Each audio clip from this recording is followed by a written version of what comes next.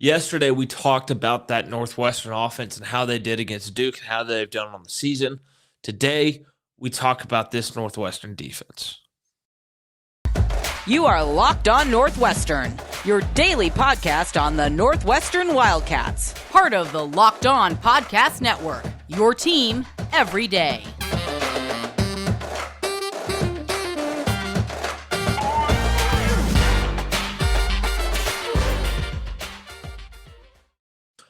Welcome in. This is Locked On Northwestern, part of the Locked On Podcast Network, your team every day.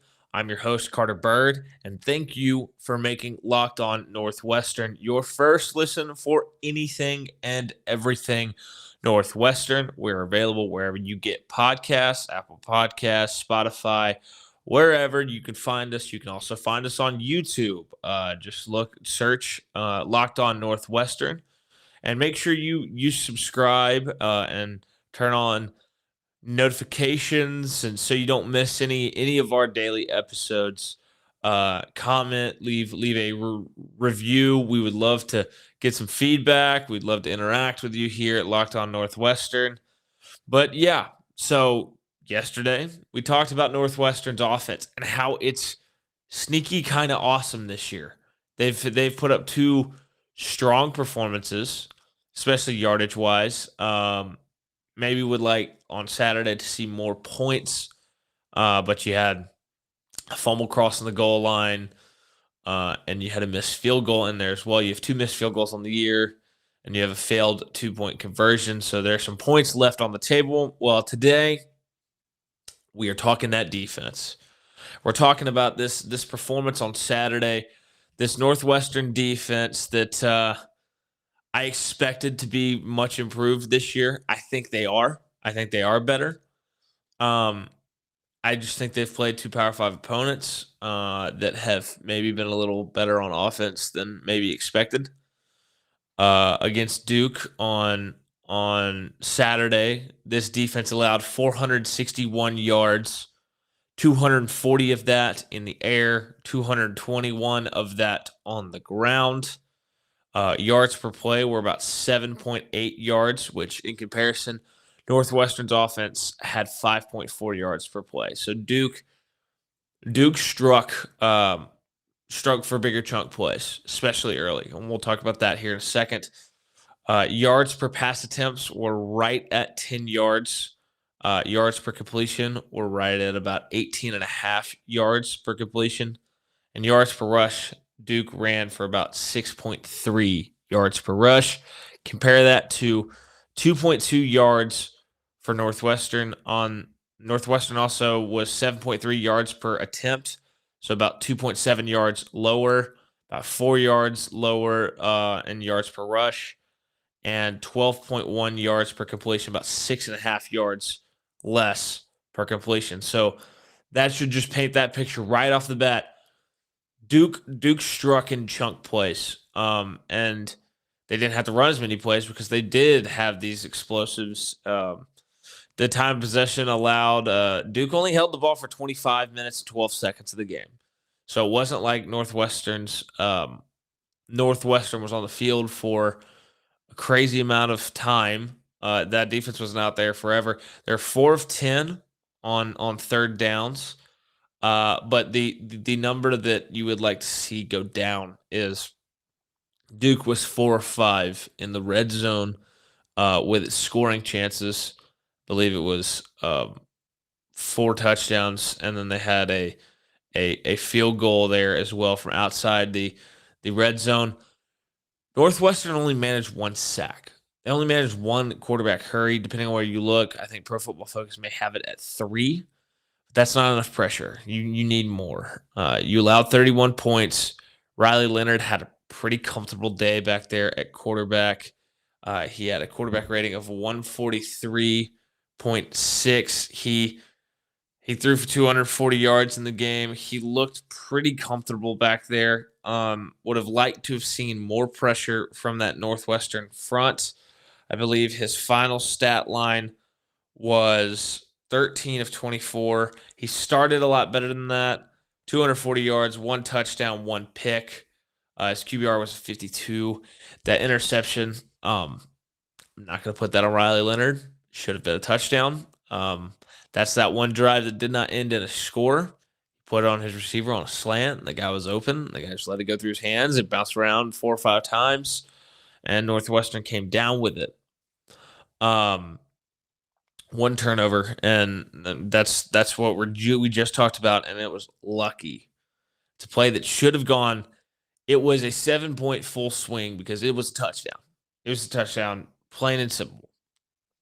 Drop pass through the hands, off the helmet, tipped, intercepted. I mean, epitome of the tip drill, and great job by Northwestern coming down with it. But you can't bank on plays like that. You need to be able to create interceptions on your own and not have to rely on Garnet Hollis Jr. to have the ball pinball around in the back of the end zone and get lucky to corral it and have your feet in. I mean, he talked about it as much when he met with the media after the game. Was he wouldn't even think about getting his feet in. He just was trying to find the ball and reel the ball in. Just one tackle for loss for the game, and that was that sack by Adetomiwa Adebawore. That's not good enough. That's not good enough. You need to get some sort of penetration, create some negative plays, and you just didn't do that at any point. And that's what also leads to these impressive yards per play, yards per rush, yards per pass attempts, yards per completion numbers that Duke does have in this game. You allowed 232 yards in the first quarter, the first 14 plays, 9 first downs in that first quarter, 16.6 yards per play in that first quarter. So it didn't go well. 14 points allowed. And then on the second play of the second quarter, I think they scored their third touchdown. You allowed minus on that came on a 3-yard carry. The rest of the second quarter, you allowed minus 1 yards. So that's it. So you had them, you legitimately made them go backwards. You put the clamps on them in the second quarter, but you'd already dug the hole for yourself in the first quarter. And that's not going to be good enough. You can't spot a team 21 points and expect to win. You woke up after that first quarter. You played solid after that. You allowed, I believe it was 229 yards the last 3 quarters, 2 yards in the second quarter. So it was 227 yards in the second half, which is, I mean, it's fine. Nothing crazy there.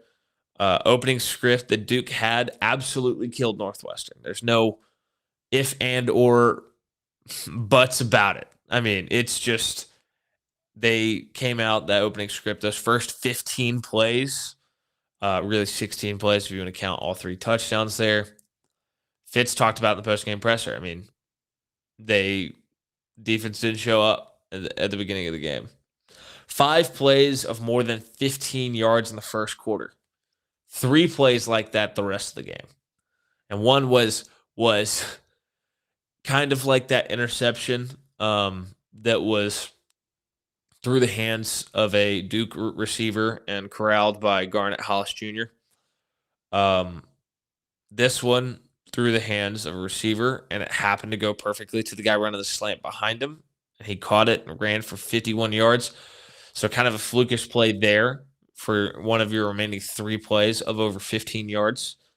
So really, plays that you should have corralled, only 2 of them in the last 3 quarters. So I'm going to say that through the hands, 51-yard reception is flukish. But essentially, when you look at it, the DBs didn't play well enough. Second game in a row, you kind of felt that way. Front didn't play well enough. You're not going to win many games when you're giving up 6.3 yards per rush. I mean, you're going to run into some teams in this league, like that Ohio State team, that they'll take that all game long. And they already have an explosive passing game, too. You got Marvin Harrison Jr., you got Jackson Smith and Jigba. I mean, yeah, you got C.J. Stroud. I mean, you can't be allowing this amount of yards per play, this amount of yards per rush to these teams as the season progresses. You need more tackles for loss, and you need more sacks. You need more out of that D-line. You need more out of Adetomiwa, out of Barre. You need more out of Sean McLaughlin. You need more out of that whole group up front, and you didn't really get it on Saturday, and that was disappointing to say the least. So that's my initial take on just the defense on Saturday. Next up, we're going to talk about how they've looked these 2 games, how that compares to last year. But first, let me tell you about our friends at BetOnline. BetOnline.net is your number one source for all your pro and college football betting needs and sports info this season. Find all the latest football league developments, game matchups, news, and podcasts, including this year's opening week's games. BetOnline is also your continued source for all your sports wagering information, including live betting, esports, and scores. The fastest and easiest way to check in on all your favorite sports and events, including MLB, MMA, boxing, and golf. Head to the website today or use your mobile device to learn more about the trends in action. BetOnline, where the game starts. All right, so here we go. We just talked about that performance on Saturday.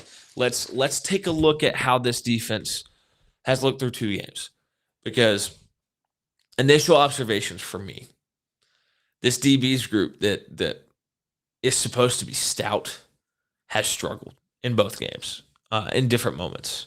You had Cam Mitchell come up with a big interception in week 0 rather.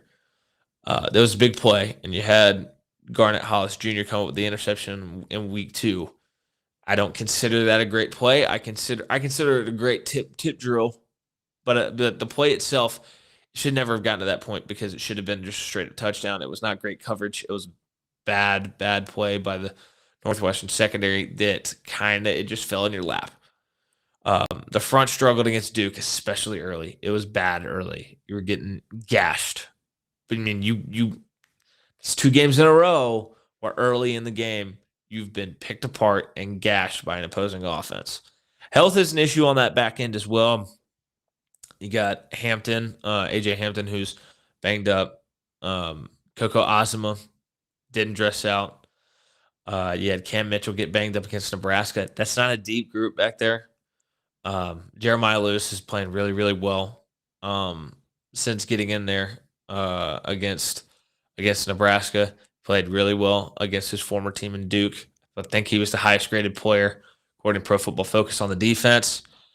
But versus Nebraska, he gave up 465 yards, 110 of that on the ground, 355 of that in the air. He forced 2 turnovers, so that's positive. 6.4 yards per play, 8.4 yards per pass attempt, 14.2 yards per completion, and 3.5 yards per rush. I like the rush numbers there. The yards per play I'm fine with too. It's the yards per completion are a little bit high. Against Duke on Saturday, 461 yards, 221 rushing, 240 passing, 1 turnover, 7.8 yards per play, 18.5 yards per completion, 10 yards per attempt, and 6.3 yards per rush. So you legitimately take a step back against Duke, against an offense that I don't think is better than Nebraska's offense. I know Nebraska just had Scott Frost fired, but the offense does not appear to be the issue for that team so far this year. It appears to be the defense is their issue. So that averages out to 463 yards per game, 165.5 allowed on the ground, 297.5 allowed in the air. You're forcing 1.5 turnovers per game, 7.02 yards per play, 9.02 yards per pass attempt, 15.66 yards per completion, and 5.02 yards per rush. When you look at that, I mean, the passing stats aren't great. Give up a lot of passing yards last year. That wasn't really your Achilles heel of the defense. The Achilles heel was the run game. And you see it especially with that yards per completion. That number is very, very high. And that's concerning as you go through the rest of this year. Compare that to 2021. Well, in 2021, you allowed 430.4 yards per game. 213.9 of that was on the ground. 216.5 of that is in the air. You forced 1.3 turnovers per game, 6.2 yards per play, 7.24 yards per pass attempt, 10.78 yards per completion, and also 5.4 yards per rush. So comparing that to your averages so far this year, you're slightly better in the run game, slightly better.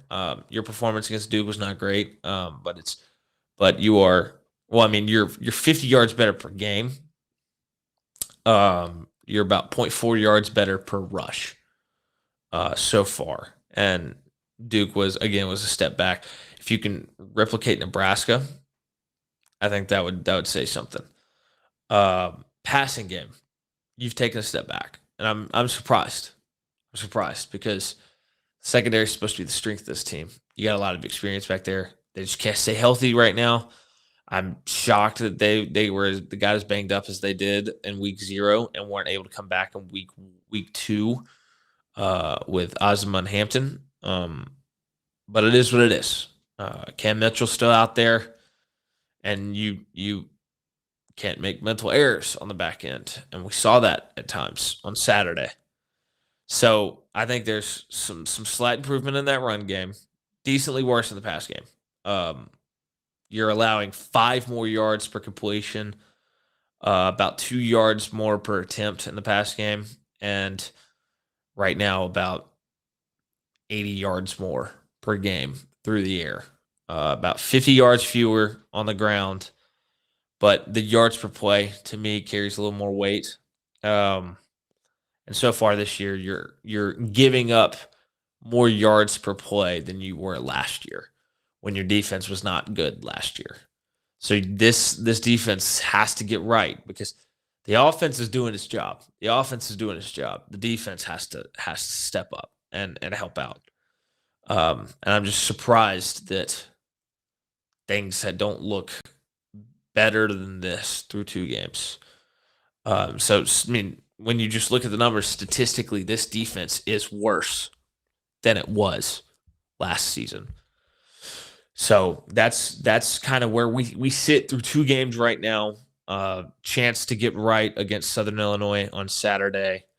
But we're gonna start to look at the things that I think this Northwestern defense needs to work on going forward, and that's going to come up in just a second.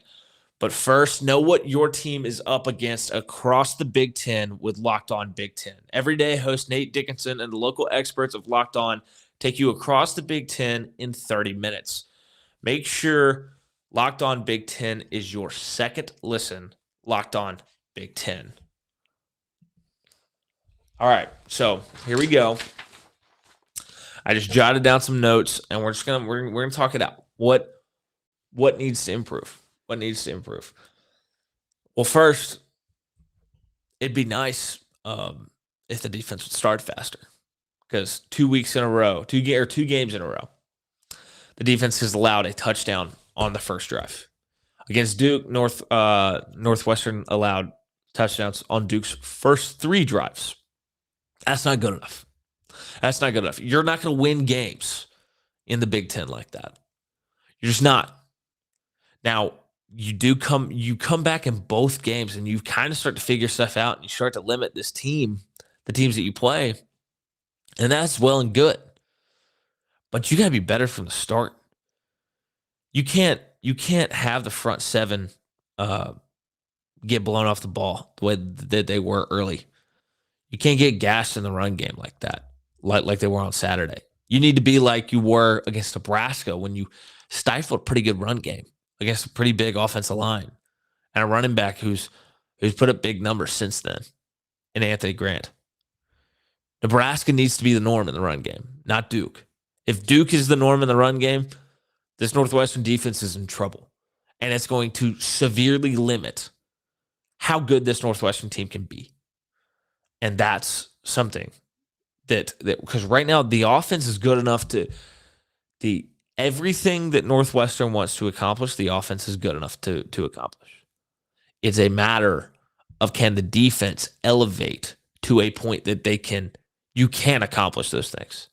Because I mean I think a bowl game is very much on the table. I mean I think that's with the way the offense is playing, I think it's on the table.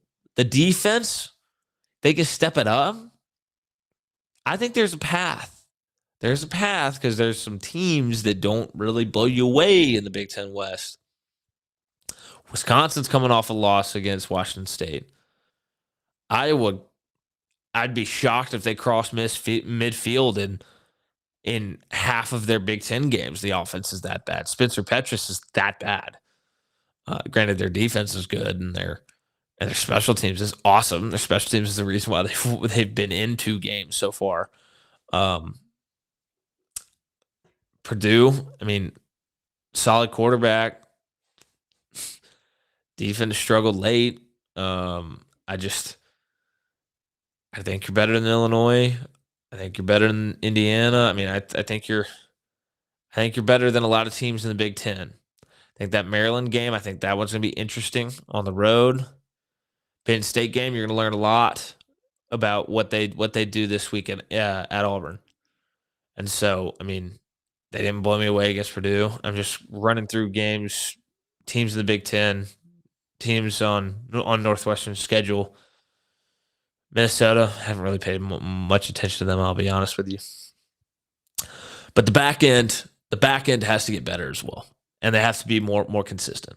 And it starts, look, the improvement on this defense, it starts with the leaders on this defense. And that's Adetomiwa Adebawore on the D-line. That's Bryce Gallagher at linebacker. And that's Cam Mitchell on the back end. Because Adetomiwa, you expect more from. I mean, look, he was fine on Saturday. He had a solid game by the numbers. But if you're gonna be on Bruce Feldman's freak list, and you're gonna be the leader of this D line, and you're gonna be a captain,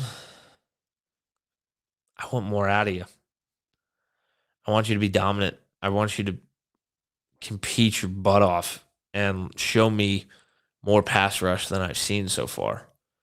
I know you got a sack. I know that there was a forced fumble, but it hasn't been much through 2 games. You graded out well according to Pro Football Focus in week 1. Graded out pretty solid this past week, but you need to be that dude on this D line. Bryce Gallagher, pretty solid first game. Not really as noticeable in the second game, to be honest with you. And Pro Football Focus noticed that.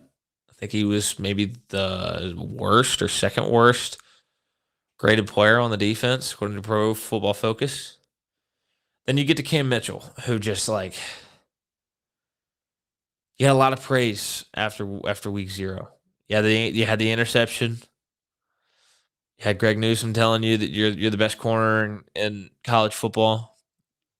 You're telling the media that you're better than he is. It's